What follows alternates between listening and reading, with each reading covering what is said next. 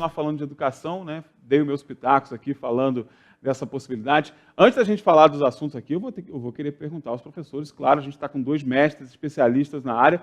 Eu vou ter que pedir a minha opinião a respeito dessa questão do jiu-jitsu também. Professor André, estou viajando muito. Professor João, estou viajando muito. Ou é uma possibilidade viável, a gente pode inserir o esporte como disciplina aí? Tem uma...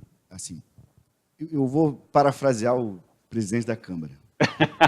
Só que num certo aspecto. Sim. Há um deserto de ideias no campo da educação. Então, é verdade. Eu acho que qualquer medida, por mais que ela seja muito boa, nós temos uma necessidade de pensar a educação de maneira mais holística, ou seja, mais geral. A gente está perdendo a disputa dos jovens, a gente está perdendo a disputa pelos jovens para as ruas. E aí não falo necessariamente de criminalidade, eu falo do abandono de escolas. Sim, a evasão escolar, que é um problema sério. De jovens que não estão indo para a criminalidade, simplesmente não estão estudando. Ficam sem fazer nada. Que é a geração nem, né? Nem estuda, nem trabalha, está aí. Então, eu acho que qualquer incremento na educação, via esporte, via arte, via uma profissionalização, enfim, ela tem que vir necessariamente de uma política mais ampla que pense a educação no sentido inclusivo e de entender que a educação ela tem basicamente 2 finalidades, inclusive na própria LDB. Formação do cidadão e a formação para o mundo do trabalho. E é fundamental a compreensão de que a educação ela sirva como um trampolim para que pessoas alcancem posições sociais, econômicas, sociais, elevadas. Então, o jiu-jitsu é muito bem-vindo, o judô é muito bem-vindo, o karatê é muito bem-vindo, o futebol é muito bem-vindo, mas, para isso, é fundamental que a gente compreenda que, por exemplo, as nossas estruturas físicas das escolas não dão conta. Não tem condições. Né? Então, por exemplo, você passa em alguns colégios, parecem mais presídios. Aliás, uma das coisas que a gente lamenta, né, professor? A gente tem hoje escolas com uma arquitetura belíssima, mas que estão aí escondidas em muros gigantescos, né? A gente não consegue ver o ambiente da escola. Às vezes, eu lembro da minha juventude, adolescência, né, da minha infância, que eu passava na frente das escolas e a gente via criançada no pátio brincando. Hoje você não vê, porque é muro para tudo quanto é lado. Isso já é um reflexo dessa mudança, né, do comportamento, né, professor? Sem dúvida. E a educação, né, ela não existe sem o esporte. O esporte é um complemento necessário. Eu tive a oportunidade, né, de fazer o meu ensino médio na Escola Preparatória de Cadetes do Exército. Passei 3 anos em Campinas e a rotina diária inclui, além do ensino, né, de um excelente nível, a prática desportiva. E esportes, né? Esportes, no plural. Não, né? esportes, no de uma plural. Forma geral. No plural, porque é assim que tem que ser. É assim que tem que ser. Porque o esporte, ele não só tem uma essência própria, né, de prazer e de realização dentro do próprio esporte, como ele complementa o processo educativo.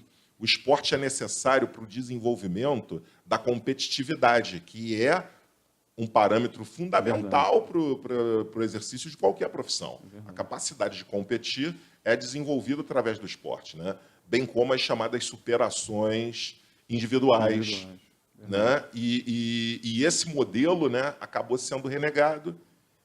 E é uma pena, né, quando a gente vê isso acontecer de forma tão pontual.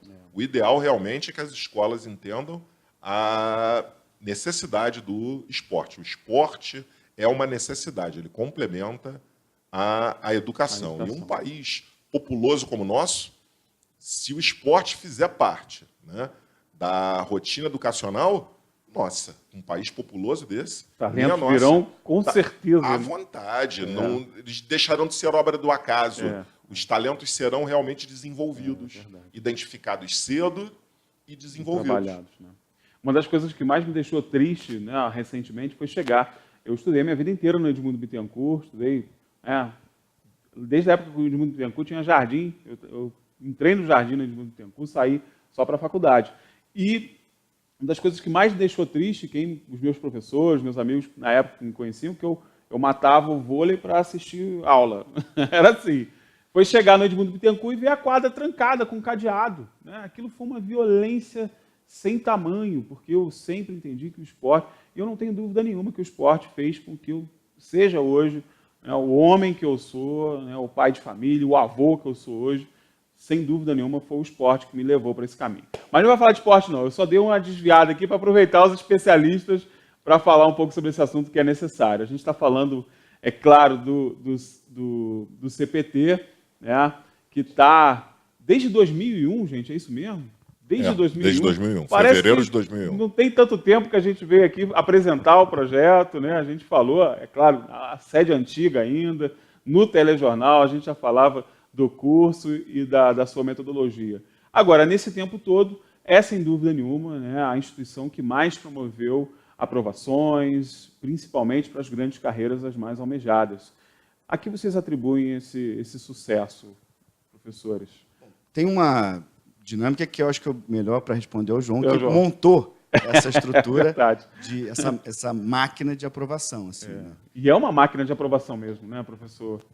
Porque na verdade o conhecimento, né, de como funcionam essas provas e o que elas exigem em termos de trabalho dos alunos nos orientou na forma de contratar, selecionar os professores e fazendo um trabalho realmente dedicado, né, essa garotada acabou alcançando as aprovações e hoje é uma tremenda alegria nós vermos médicos, oficiais, pilotos da Força Aérea que estudaram conosco, né? Isso dá muito orgulho. Agora, não é um trabalho simples, não. Realmente não é. É de salientar, as duas questões são bem relevantes. Geralmente, se você perguntar nas salas de aula quem quer ser oficial das Forças Armadas, grande parte dos alunos, e essa é uma preocupação que eu faço com os meus alunos, por exemplo, do Campus Sales. Primeiro dia de aula, pergunto quem quer fazer universidade, qual carreira, quem quer ser militar, e quase que 100% das turmas não levantam a mão quando eu pergunto sobre carreiras nas Forças Armadas de oficial.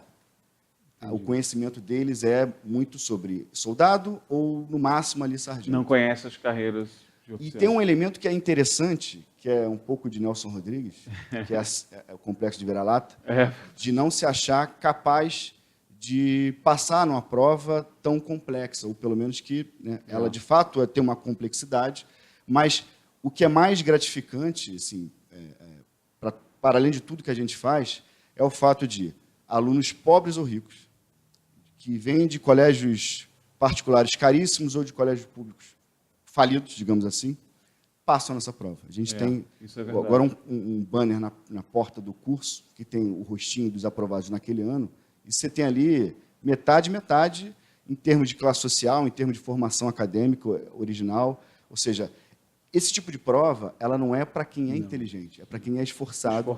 E aí, de certa maneira, com o esforço, com uma orientação correta, a aprovação ela é algo absolutamente possível.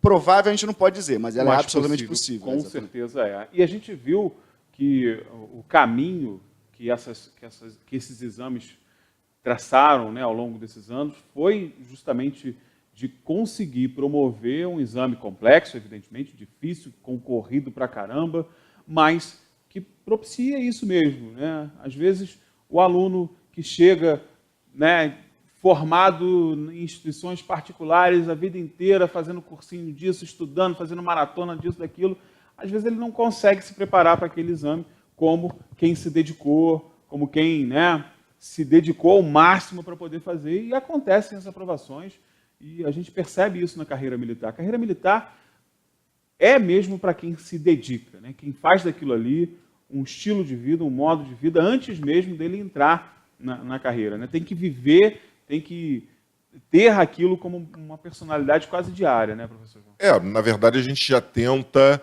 incutir isso no aluno já aqui no curso, né? Já porque são provas muito tradicionais que acontecem já há anos. Se você pegar uma prova do Colégio Naval da década de 50, você vai ver questões muito parecidas com as que caem ainda hoje, né? Então, são provas muito tradicionais, né? Mas o principal é entender que, sendo aprovado, lá dentro ele vai receber toda a formação necessária para o bom exercício profissional, né? E aí vem um benefício dos mais interessantes, que é o quê? as escolas militares valorizam demais o chamado conhecimento geral. Então, lá dentro, ele vai continuar estudando muita matemática, língua portuguesa, inglês, geopolítica, né? Os estudos continuam. E isso vale a pena a nível de futuro e até para aqueles que venham, eventualmente, né, se afastar da carreira para seguir um outro caminho. Né? Então, nesse ponto, a carreira militar é bastante vantajosa. Né? E aí vem um detalhe dos mais interessantes, que é o seguinte.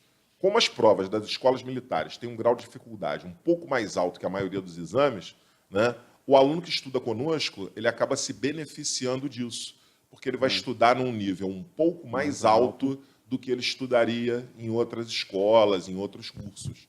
E aí ele acaba alcançando um desempenho melhor em exames como o Enem, exames como a FES, o vestibular de medicina, que no ano passado nós fizemos o primeiro colocado. E o quarto também. E o quarto também. Enfim, né, são benefícios paralelos que acabam surgindo, né, de quem trabalha dentro dessa linha. Isso vale muito a pena.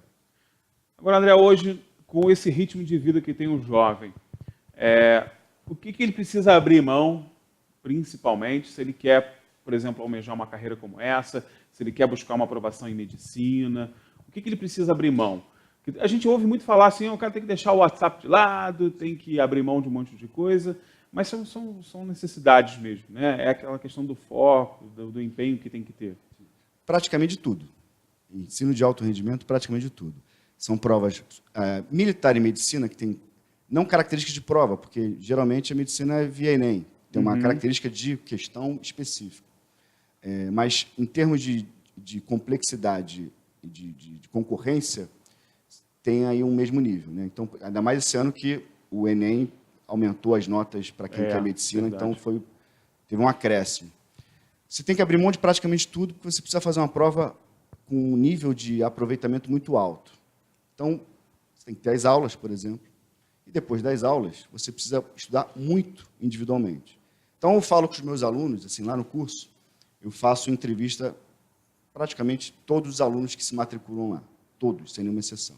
E quando eu percebo que os alunos estão ainda não entenderam como é que funciona isso, eu falo, olha, talvez ainda não seja o momento de você fazer. Claro. Isso é importante, pode ser até um tiro no pé comercial, mas é absolutamente fundamental para criar um ambiente acadêmico voltado exclusivamente para o ensino. Como se todos tivessem o mesmo foco. Isso, né? Porque o ambiente ele também é parte constitutiva de um processo de ensino-aprendizado capaz de elevar alguém a uma categoria acadêmica, não necessariamente intelectual, mas acadêmica, acima do que ele tem hoje, por exemplo. Então, assim, para isso, é importante a gente entender como é que funciona. Por exemplo, para o atleta, o músculo é algo mais importante que tem. Para a gente que trabalha com intelecto, é o cérebro. Então, a gente fala, tem que fazer muito exercício. E se as pessoas não entenderem o porquê disso, talvez fique apenas como palavras soltas. Então, basicamente, o que a gente acessa para conseguir realizar provas mais complexas é a nossa memória. Então, a gente tem que acessar informações que a gente teve acesso há alguns meses atrás, por exemplo, para conseguir, na prova, executar aquela tarefa com sucesso. E aí, para entender como é que funciona, mais ou menos, é o seguinte. Todas as informações que a gente tem ao longo do dia, elas são armazenadas numa partezinha do cérebro chamada hipocampo, que é uma espécie de memória RAM. Memória RAM.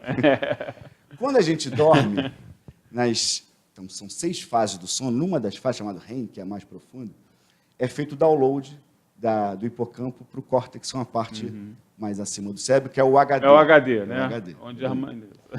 E esse ciclo todo dura mais ou menos de 80 a 100 minutos, e a gente dormindo aí 8 horas, dá aí umas 5, 6, 7 vezes de ciclo. Então, durante o sono, você vai ter 5, 6, 7 downloads.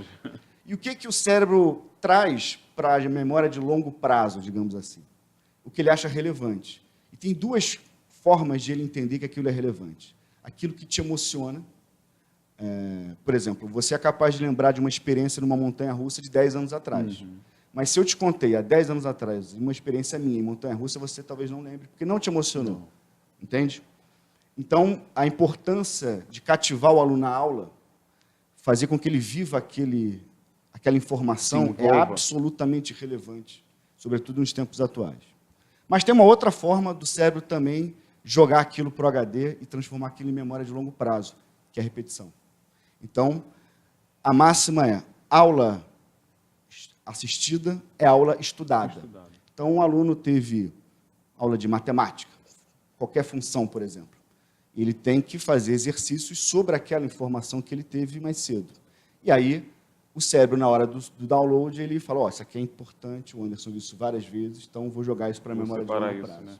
Então, esse mecanismo, é o que esse entendimento é o que faz a gente falar, você tem que fazer exercício até cair a sua mão. Nos livros antigos didáticos, vinha lá como exercício de fixação, né? Lembra, professor? É um pouco isso, exercício de fixação, né? Isso, Mas é importante que faça no mesmo dia. Legal. Tem uma questão que é relevante, que é o aluno que estuda à noite, né?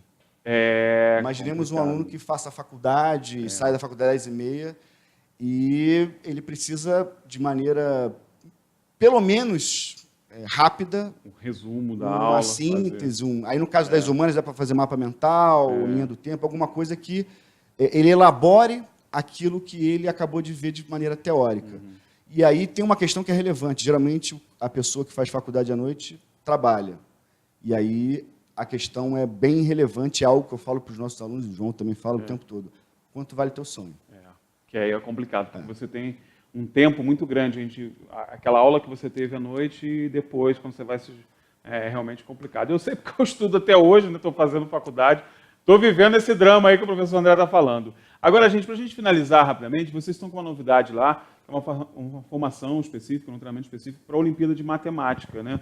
Que é um fato inédito. Eu, pelo menos, nunca tinha ouvido falar. E que é extremamente relevante, né? A Olimpíada de Matemática hoje virou um evento mundial, né? De onde surgiu essa ideia de fazer esse treinamento, professor? As competições, né?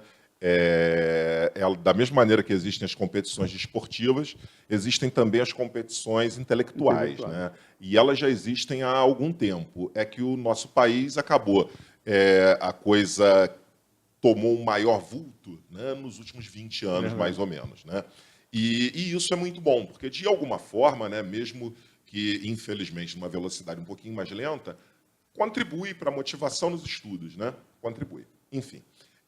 Existe um órgão, né, que é o Instituto de Matemática Pura e Aplicada, né, que ele gerencia o ensino e o uso da matemática no nosso país, né?